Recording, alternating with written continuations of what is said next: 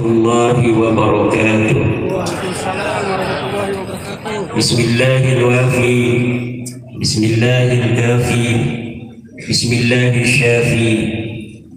Bismillahirmu'afi. Bismillahirrabbis samawati wal ardi. Alhamdulillahil malikil hakim, al-jawadil karimil azizir rahim. والطريق إليه واضح للقاصدين، والدليل عليه لائق للناظرين. والصلاة والسلام على سيدنا محمد وعلى آله وأصحابه الطيبين الطاهرين. يا حي يا قيوم، يا حنان يا منان يا ديان يا سلطان، يا ذا الجلال والإكرام. اللهم اجعلنا وأولادنا وأزواجنا وذرياتنا وطلابنا من أوليائك المقربين، والعلماء العاملين الراسخين العابدين الزاهدين المتواضعين المفضخين المرزوقين المحبوبين المجاهدين الطاهرين. أما بعد، فقال الله تعالى في القرآن الكريم: وبقوله يهتدي المهتدون. أعوذ بالله من الشيطان الرجيم. بسم الله الرحمن الرحيم.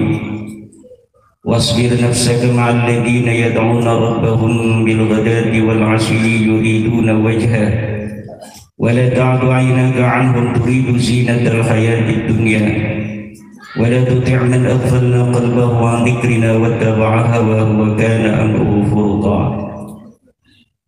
وقال تعالى أيضا: يا بني إنها إن تك مثقال حبة من خردل فتكن في صخرة أو في السماوات أو في الأرض يأتي بها الله إن الله لطيف خبير. يا بني أقم الصلاة وأمر بالمعروف وانه عن المنكر واصبر على ما أصابك إن ذلك من عزم الأمور. ولا تصعر خدك للناس ولا تمشي في الأرض مرحا إن الله لا يحب كل مختال فخور. واقصد في مشيك واغضض من صوتك إن أنكر الأصوات لصوت الحمير. صدق الله العظيم. ويا أصحاب الفضائل، para kiai, para alimul ulama, para kesepuhan yang hadir pada malam hari ini memenuhi undangan Kang Rofi untuk mendoakan putranya yang baru saja lahir dan diberi nama Ahmad Gausul Aqtab, ya. Juga anaknya yang dikhitan Muhammad Qutbul Aqtab. Kita doakan mudah-mudahan keduanya dijadikan anak yang saleh. Juga kepada kesepuhan kita bersama Bapak Haji Jahrana, Kiai Yahya Nahrawi, dan juga sahibil bait pengasuh pondok pesantren Nahdlatul Aqtab Kang Abdul Rafiq Sayuti, juga para sahabat-sahabatnya. Ini ada pondok pesantren Ihya Ulumuddin daripada Rijang Kang Ismatullah, juga dari yang lainnya yang tidak dapat saya sebutkan satu persatu. Insyaallah mudah-mudahan tidak mengurangi rasa hormat saya kepada beliau-beliau Allah betul hayati.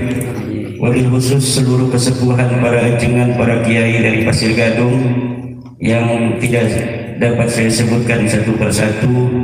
Para bapak, para hadirin, ma'asyiral muslimin rahimakumullah. Puja sinareng puji kahatur maring Gusti Allah Nu Maha Suci yang pada malam hari ini memberikan nikmat kepada kita, nikmat iman dan Islam, sehingga dengan nikmat iman dan Islam kita berada dalam pengajian. Kita beriman kepada Allah, kita sujud kepadanya, kita rukuk, kita mengharapkan kasih sayangnya, kita mohon ampun atas segala dosa kepadanya, kita mengharapkan rizki hanya kepadanya. Dan nikmat sehat wal afiat, sehingga dengannya kita dapat berkumpul malam hari ini di Pondok Pesantren Nahdlatul Aqtab. Salawat beserta salam kahatur kepada baginda Nabi besar Muhammad, Jaddul Hasani wal Husain, Abul Batul radhiyallahu anha, Misbahus Sudur, Nurun fawqa nurin, Iksiru wa ghali, Habibuna wa syafi'una wa maulana Muhammad. Hadirin ma'asyiral muslimin rahimakumullah. Sebelum kita bicara tentang walimatul tasmiyah dan walimatul khitan, saya bacakan ayat Al-Quran yang saya baca dalam muqaddimah. Ini khusus buat saya sebagai pengasuh pondok pesantren, juga buat Ananda, Kang Rofi, Kang Ismat dan Kang Yahya, para pengasuh-pengasuh pondok pesantren yang perlu untuk senantiasa masuk ke dalam kesadaran bahwa tugas kita sebagai seorang santri yang mengajar ngaji kepada santri lainnya haruslah memiliki prinsip hidup yang berbeda dengan kebanyakan orang lain. Wasbir nafsaka ma'al ladina yad'una rabbahum bil ghadati wal 'ashiyyi yuriduna wajha. Harus memiliki kesabaran terhadap santri, orang-orang yang senantiasa pagi dan petang berzikir kepada Allah, berdoa kepadanya. Wala ta'du 'ainaka 'anhum, jangan berpaling dari para santri. Turidu zinatal hayati dunya, untuk mengharapkan kemewahan kehidupan dunia. Wala tuti' man aghfalna qalbahu an dzikrina, dan jangan ikuti orang-orang yang telah kami lalaikan diri mereka dari berzikir kepada Allah. Abna'ud dunya, yang prinsip hidupnya sederhana, hidup banyak duit mati, hidup banyak duit mati, hidup banyak duit mati. Itu prinsip hidup kebanyakan manusia di dunia. Wala tuti' man aghfalna qalbahu an dzikrina wattaba'a hawa, dan banyak dari mereka mengikuti hawa nafsu. Wa kana amruhu furuta, dan keadaan mereka melampaui batas, tidak kenal halal dan haram. Tujuan hidup di dunia bagaimana menyusun-nyusun kebahagiaan di dunia dengan melalaikan kebahagiaan yang abadi di dalam akhirat. Banyak orang yang terperdaya kehidupan dunia, bagaimana menyusun-nyusun kebahagiaan di dunia dengan menggadaikan kebahagiaan yang abadi di dalam akhirat. Kita sebagai santri yang mengajar ngaji untuk mempersiapkan generasi-generasi ilahiyah, generasi-generasi yang akan membawa risalah para nabi, harus betul-betul ikhlas, harus betul-betul memiliki perasaan bahwa kita mengajar ngaji, mentransfer ilmu, mentransfer risalah para nabi, bukan karena kita ingin dimuliakan, tetapi bagaimana ilmu Allah ini yang disampaikan kepada para nabi melalui wahyu, kemudian dinyatakan bahwa tiada lagi nabi setelah Nabi Muhammad, tetapi ajarannya akan lestari sampai hari kiamat. Yang akan membawa siapa? Yang akan membawa risalah Nabi Muhammad adalah para pewarisnya. Para pewarisnya Nabi itu siapa? Apakah para keturunannya? Tidak. Yang akan menjadi pewaris para nabi adalah dia yang belajar ilmunya Nabi, adalah dia yang sungguh-sungguh mendalami ajaran Nabi, membawa, mentransferkan, kemudian ditransferkan lagi oleh generasi selanjutnya sampai nanti hari kiamat. Risalah para Nabi ini tidak akan hilang. Al-ulama'u warathatul anbiya, ulamalah para pewaris para Nabi.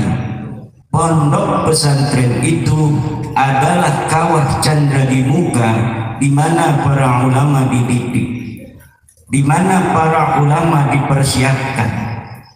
Makanya pondok pesantren, inti dari pondok pesantren itu adalah ngaji, bukan marawis, bukan drum band, bukan pramuka, bukan baca puisi. Pondok pesantren eta ngaji, pondok pesantren eta ngaji. Eta ciri-ciri pondok pesantren anu ngebedakeun manehna jeung anu sejenna nyaeta ngan ukur ngaji. Ari drum band mah di Kopassus ge aya drum band. Ari marawis mah di madrasah ge aya marawis. Pramuka di SMP ada pramuka, tapi ngaji ngan ukur ayana dina pondok pesantren. Maka tidaklah mengapa di pondok tidak ada pramuka, tidaklah mengapa di pondok tidak ada marawis, tidaklah mengapa di pondok tidak ada band, tidak ada pelajaran baris berbaris. Yang penting di pondok yang ada adalah Fathul Qorib, Fathul Mu'in, Amil, Jurmiyah. Eta ngaranna pondok pesantren. Hamalal gitaro wa hamalal marawisa wa hamalal pramuka, eta bisa dijalankan ku salahin santri. Tapi ngaji amil iklam kalimah anapira, iklam annal awamila pinnawi mi'atu amilin, eta nu bisa ngan ukur santri wungkul. Tidak ada iklam annal awamila di SMP, tidak ada iklam annal awamila di MTS. Yang ada iklam annal awamila bin nahwi mi'atu amilin, itu dari dulu ada di pondok pesantren. Jadi tugas utama kiai bagaimana mentransfer ilmu dari Syekh Nawawi Mandaya yang diberikan kepada murid-muridnya dari bapaknya dulu Syekh Ahmad Siddiq, Syekh Muhammad Ali diberikan ke Syekh Ahmad Siddiq Baros Cangkudu, kemudian dilimpahkan kepada muridnya Syekh Sanwani Sampang di Antawisna guru urang.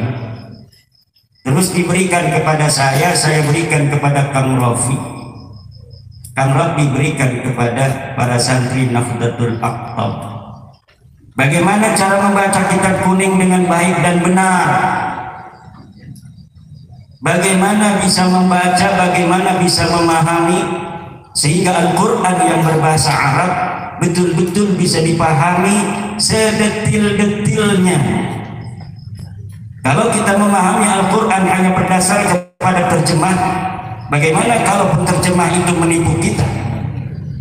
Maka agama kemurniannya akan lestari kalau pondok pesantren setia terhadap kitab kuning. Selagi pondok pesantren setia terhadap kitab kuning, mengajarkan pada santrinya bagaimana cara membaca kitab kuning, bukan hanya membaca tapi bagaimana memahaminya dengan baik dan benar, min khairi khalatin wa khata'in wa zillatin, maka insya Allah agama Rasulullah yang dibawa oleh sahabat dilimpahkan kepada tabi'in, dilimpahkan kepada tabi'in, dilimpahkan kepada al-a'immah al-arba'ah, dilimpahkan kepada ashabus syafi'i, dilimpahkan kepada murid-muridnya, dan terus sampai kita hari ini akan murni hanya apabila pondok pesantren setia terhadap kitab kuning. Kalau pondok pesantren sudah tergoda Tidak lagi mengajarkan kitab kuning sebagaimana guru-guru kita mengajarkannya dengan detail. Tidak hanya bagaimana cara membacanya, tetapi keindahan balaghahnya, ma'ani, bayan, badi'nya. Kemudian bagaimana cara memikirkannya secara logis, cara-cara turuq isbatil haq, cara-cara menetapkan kebenaran dengan logika-logika ilmiah yang tepat. Maka orang-orang yang semacam ini tidak akan bisa terperdaya oleh logika-logika non ilmiah.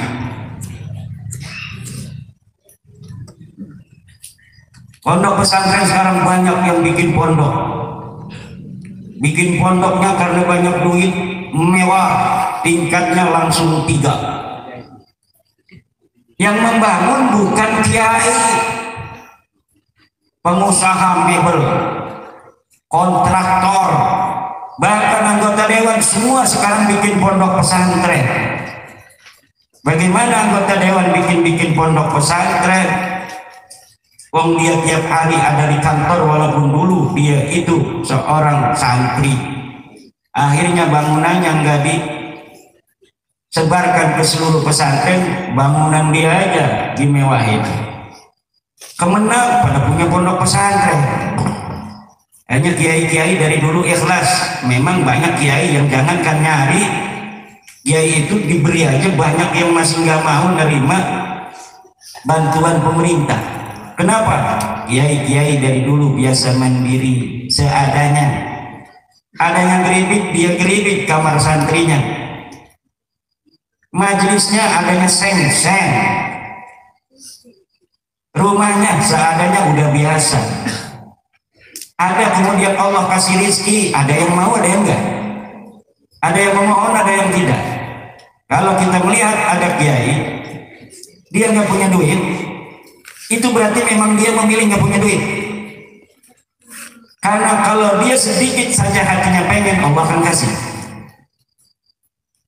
Kalau ada kiai punyanya sepeda jomplang, dia pinter, dia ikhlas, tapi nggak punya motor-motor acan sepeda jomplang, eta lain manenan tu barokah lain. Tapi manenan dilinak itu jangan betul-betul, tetap harus diamplopin kayak begitu. Tapi dia tidak mau. Lalu kalau ada melihat kiai yang punya mobil, itu berarti dia memikirkan fungsinya, bukan gayanya.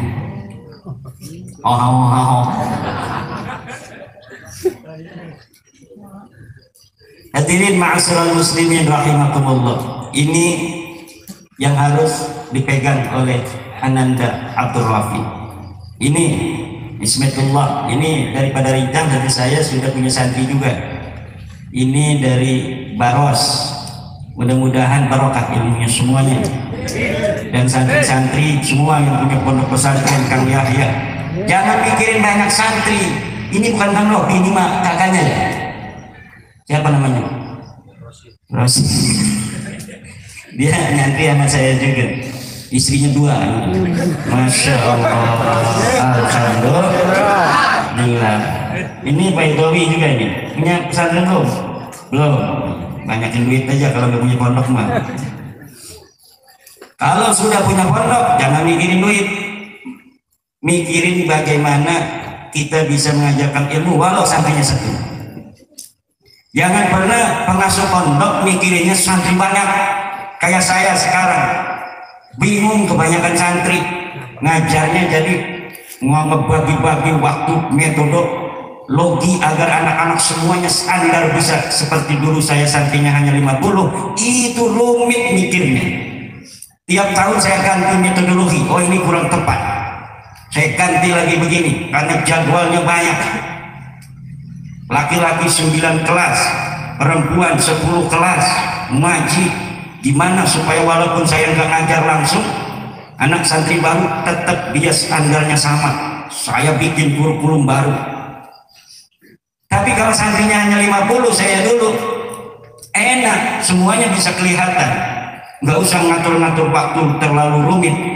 Ini mah bagaimana saya ngatur kelas saya, majelis saya semuanya diajar, tapi yang diajar oleh badal-badal saya juga bisa dapat terkontrol.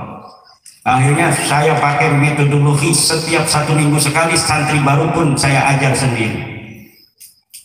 Metodologi 3 tahun saya terapkan 2 tahun kemarin. Kecapean saya terlalu lama anak-anak pinternya.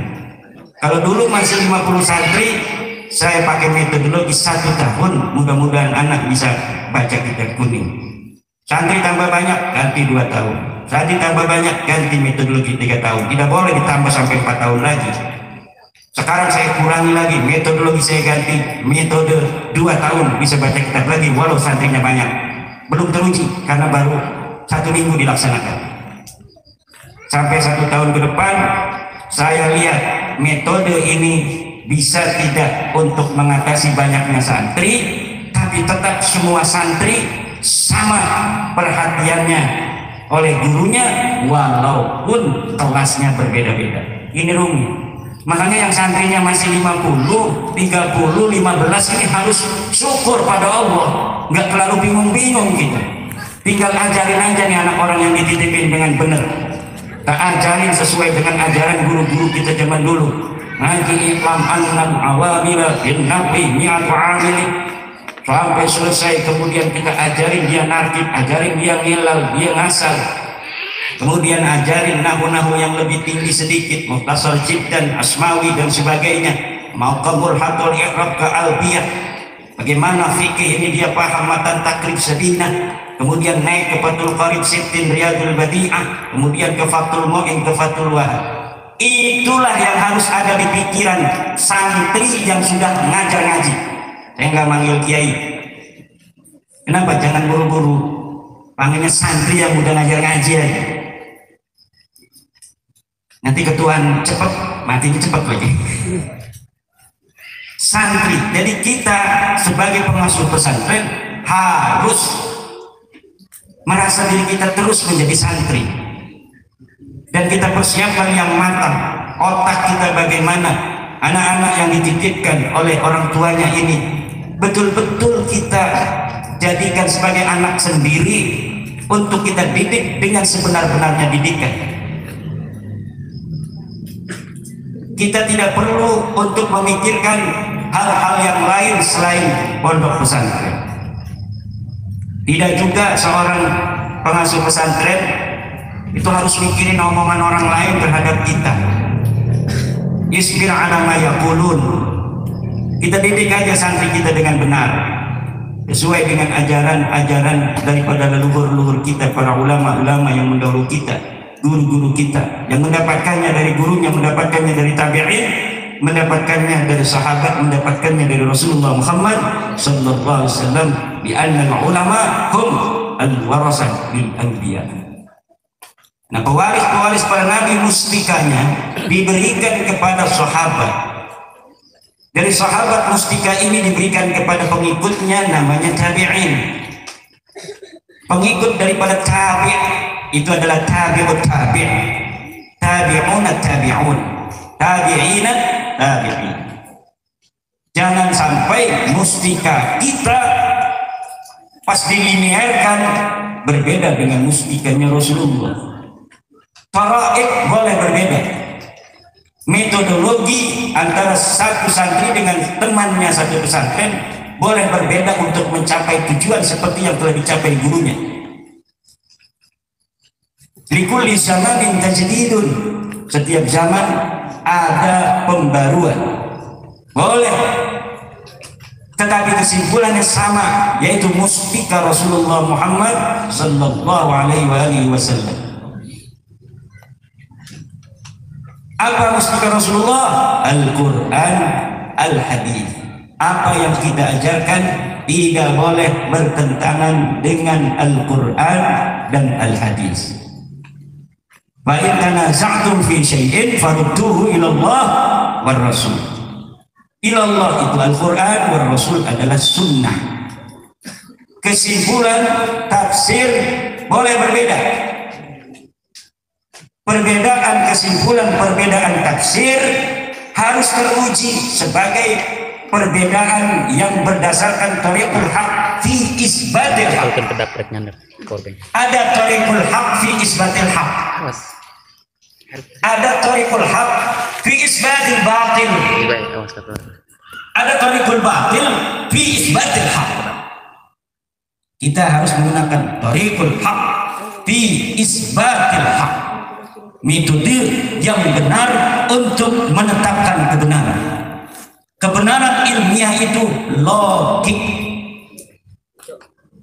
Kebenaran ilmiah itu logis, masuk akal. Perbedaan antara Abu Hanifah dengan Imam Syafi'i kelihatannya diametral, tapi kalau diuji dalam tataran meja ilmiah itu semuanya logis. Karena apa? Perbedaan pendapat karena di dalam satu qadiyah itu banyak manat. Ketika takhrijul manatnya banyak, elatnya macam-macam. Ketika elatnya macam-macam, ulama ini mengambil elat ini untuk menetapkan hukum, ulama yang lainnya mengambil elat yang lainnya untuk menetapkan hukum.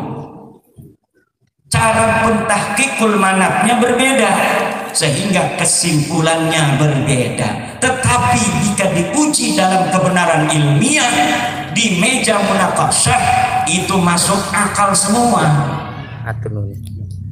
Nah, sekarang ada orang yang ingin melawan ilmu pengetahuan. Ada orang yang ingin melawan kebenaran ilmiah. Yang satu ilmiah, yang satu doktrin. Yang satu berdasarkan tara'iq al-haq fi isbatil haq. Yang satu menggunakan tara'iq ad-doktriniyah, jalan-jalan doktrin untuk mengaburkan kebenaran sehingga tujuan mereka tercapai. Ini yang berbahaya. Tidak mencerdaskan umat Muhammad sallallahu alaihi wasallam. Sedikit-dikit ditakuti kualat, sedikit-dikit ditakuti tidak barokah. Padahal yang sedang dilaksanakan adalah sebuah kebarokahan. Ilmiah itu barokah, ilmiah itu ziyadah. Ziyadah itu barokah. Karena barokah itu artinya pertambahan. Orang yang sedang mengkaji ilmiah berarti dia telah sedang mengkaji pertambahan ilmu pengetahuan. Jalan-jalan ulama kita adalah jalan ilmiah. Makanya antara Imam Malik dengan muridnya Imam Syafi'i, tara'iq fi isbatil haqnya sama, kesimpulannya berbeda. Diuji di meja ilmiah tidak ada yang melawan logika kebenaran ilmiah, tetapi kesimpulannya berbeda. Tapi ada yang tidak logis, ada yang tidak masuk logika, kemudian disebutkan ini adalah ajaran kebenaran. Ajaran kebenaran tidak bisa melawan logika, kecuali yang dinyatakan oleh wahyu seperti iman. Allah gaib, tapi harus diimani. Itu berdasarkan iman. Monas gaib inda ahli Baros, tapi orang yang belum pernah ke Jakarta tahu bahwa di Jakarta ada Monas. Berdasarkan apa? Berdasarkan tawaturul khabar. Banyaknya orang yang mengatakan bahwa di Jakarta ada Monas. Ketika baca buku disebutkan Monas Jakarta. Ketika melihat TV juga disebutkan sedang berada di Monas. Reporter TVRI menyiarkan langsung dari Monas, Monasnya kelihatan. Walaupun Monas itu kita belum pernah lihat sama sekali, tapi yakin bahwa Monas itu ada. Itu namanya tawaturul khabar. Dan bisa dibuktikan secara ilmiah. Bagaimana cara membuktikannya? Bil basar. Kita bisa ke sana dan melihat. Katanya yang namanya Monas itu adanya di Jakarta di koordinat sekian. Kita datang ke Jakarta koordinat sekian, ternyata betul memang yang namanya Monas itu ada.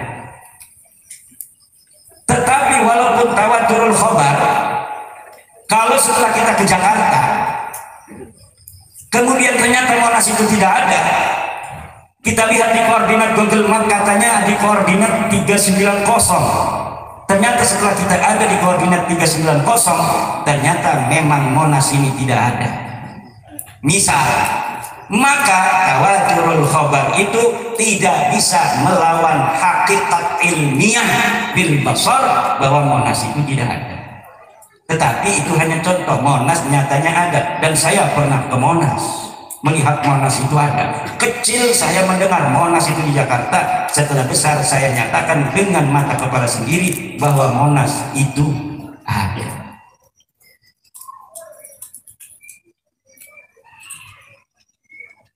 Hadirin ma'asyiral muslimin rahimakumullah. Ini yang perlu saya sebagai guru daripada Ananda Abdul Rafi Sayuti mengingatkan bahwa tugas kita adalah menjaga ajaran daripada baginda Nabi besar Muhammad sallallahu alaihi wasallam. Ajaran itu sampai kiamat hanya ada di pembawa-pembawanya yang ikhlas. Siapa dia? Para ulama. Ulama dengan ilmunya dia akan semakin tambah ilmu, akan semakin tambah ketakutannya kepada Allah. Innama yakhshallaha min ibadihil ulama. Semakin tambah ilmunya, semakin tambah takutnya kepada Allah. Maka ciri-ciri daripada ulama adalah khasyah. Apabila khasyah ini hilang, itu menandakan ilmunya hilang. Kalau khasyahnya sedikit, menandakan ilmunya sedikit. Semakin dia berilmu, semakin dia takut kepada Allah Subhanahu wa ta'ala. Sementara orang yang berakhlak, orang yang beradab, orang yang beribadah, dia mengetahui akhlak, dia mengetahui adab, dia mengetahui ibadah, harus dari man lahu ilmun, dari orang yang berilmu. Gak bisa orang yang beradab dan berakhlak kemudian menganggap dia bisa mendapatkan akhlak dan adabnya, standarnya dari dirinya sendiri. Tidak bisa. Standar akhlak, standar adab adalah ilmu, dan ilmu dimiliki ulama. Maka orang dikatakan beradab, orang dikatakan berakhlak, harus standarnya ilmu pengetahuan ulama. Tasawuf itu tidak bisa berdiri sendiri tanpa ulama. Maka apabila tasawuf itu dipegang oleh ulama, sedek. Apabila tasawuf dipegang ulama, sempurna. Tapi apabila tasawuf dipegang oleh bukan ulama, bukan ahli ilmu, tapi hanya ahli ibadah, maka apabila kata ahli ilmu, kamu sudah ghulu, kamu sudah melewati batas dalam beribadah, itu ahli tasawuf harus ikut ulama. Kalau kata ulama kamu sudah sesat, harus nurut kepada ulama. Jangan ahli tasawuf ketika dinyatakan sesat oleh ahli ilmu, para kiai, dia nggak mau dengar, maka dia akan tersesat terus sampai niatnya ke surga, tapi ternyata dia ada di kapling neraka. Standar, segala standar adalah ilmu pengetahuan, dan ilmu pengetahuan agama adanya di kitab kuning, bukan di kitab putih. Orang yang belajar ilmu dari terjemah, yukhafu alaihi, ditakutkan kepadanya, dibohongi penterjemah, ditipu penterjemah. Zaman sekarang zaman YouTube, banyak orang yang kelihatannya baca kitab, pembacaan kitab Ihya Ulumuddin, dia liatin kitabnya, oh bereknya bener Ihya Ulumuddin. Setelah itu dia ngomong ceramah, kitabnya hanya action, tidak dibaca. Zaman sekarang kalau kita mau tahu sebenar-benarnya ulama, nggak usah kita dengerin YouTube. Yang ngajar di musola kita Fathul Qorib, yakin alal haq, dialah ulama. Jangan dengar kesimpulan orang yang ceramah di televisi, jangan dengar kesimpulan orang yang ceramah di YouTube. Kalau ada sesuatu tanazuk antara penceramah YouTube dan orang yang ngajar ngaji di musola, yang ngajinya cuma 10 orang, yang satu ngantuk, yang satu ke belakang, yang 7. Itu yang benar, itu dia yang ngaji Fathul Qarib di musola kita, yang jamiahan ibu-ibu itu. Dan dialah ulama-ulama sebenarnya. Zaman sekarang ulama-ulama yang benar, karena dia tidak masuk di YouTube, dia tidak masuk di televisi, dianggap tidak mempunyai kemuliaan dan kehormatan. Orang lebih memuliakan orang yang tidak memberi manfaat kepadanya, sementara orang yang membimbingnya setiap saat di kampung-kampungnya tidak dihormati, tidak dimuliakan. Kalau misalnya ada yang mati, yang datang kepada kita siapa? Yang datang kepada kita adalah kiai kampung, santri-santri sing klambi dingdan, peci abang, saling linting.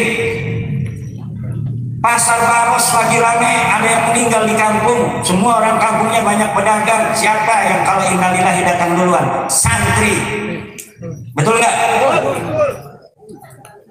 Bu, kadang kakaknya karena lagi dagang, nanti sudah tutup saya baru lihat, atau dia lihat sebentar balik lagi ke warung.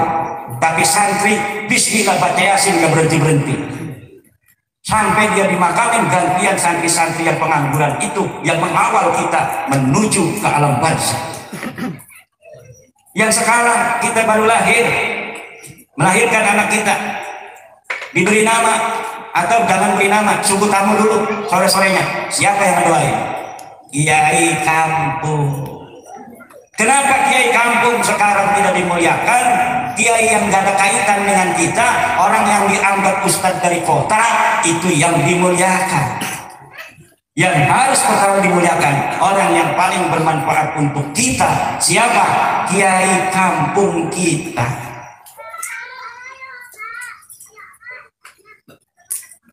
Bukan kiai YouTube, bukan kiai televisi, kiai kampung kita. Ini yang banyak sekarang ini orang-orang yang agak tersesat, bukan tersesat belum lah, tapi agak tersesat karena dia tidak bertanya kepada yang ngajar jamiah di kampungnya, tapi dia dengerin apa kata Ustadz YouTube, dia dengerin apa kata Ustadz milenial. Yang ngaji Fathul Mu'in di kampungnya nggak ditanya hukum, dia melihat hukumnya dari YouTube. Maka kembalilah kepada kiai-kiai kita di kampung, insya Allah selamat dunia akhirat. Karena mereka lah yang membawa kemurnian ajaran Rasulullah Muhammad Sallallahu Alaihi Wasallam. Kita doakan anak kita Muhammad Ghausul Aqtab dan Ahmad Qutbul Aqtab ini bin Kang Abdul Rafiq Sayuti, cucu dari orang tua kita Bapak Haji Jahrona.